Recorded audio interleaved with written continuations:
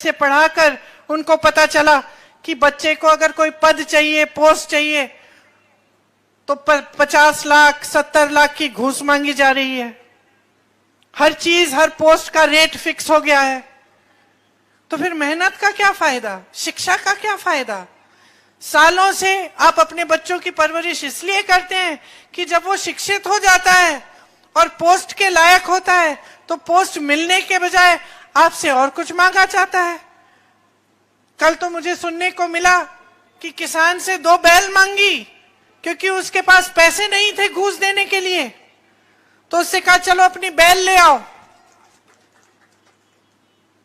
तो ये परिस्थितियां हैं, आपकी ये सरकार है। अब आप ही को तय करना पड़ेगा कि आप 5 साल और यही सरकार चाहते हैं या बदलाव चाहते हैं।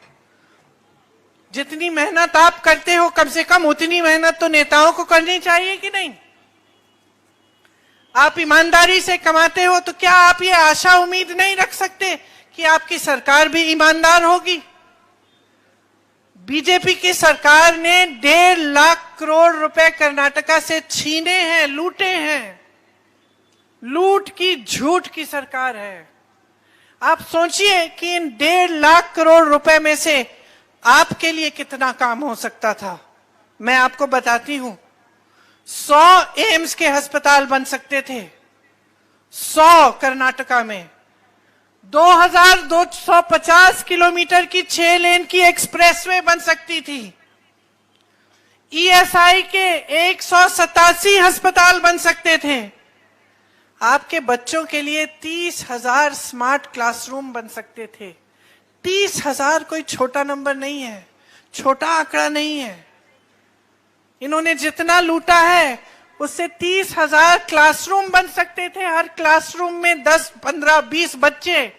आप सोच सकते हैं कि कितनी शिक्षा छीनी है बच्चों से इन्होंने। 750 किलोमीटर लंबी मेट्रो बन सकती थी इन पैसों से। 30 लाख गरीबों के लिए घर बन सकते थे। इन पैसों से 30 लाख कर्नाटका के गरीब जनता को घर मिल सकते थे, उनका फायदा हो सकता था।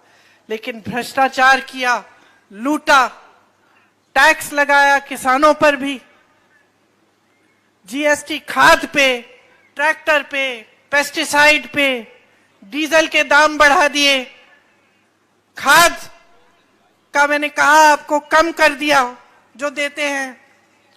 हर स्तर पर लूटा है और धोखा दिया है। जहां तक एससी, एसटी, ओबीसी की बात है, उन्होंने आपको बताया कि आरक्षण बढ़ाएंगे। यहां पे कर्नाटका में बोला बढ़ाएंगे। केंद्र में इनकी सरकार है। जब सरकार को का समय आया कि आरक्षण को बढ़ाने का काम करना है, संविधान में डालना है, तो 14 मार्च को मोदी जी की सरकार ने क्या कहा?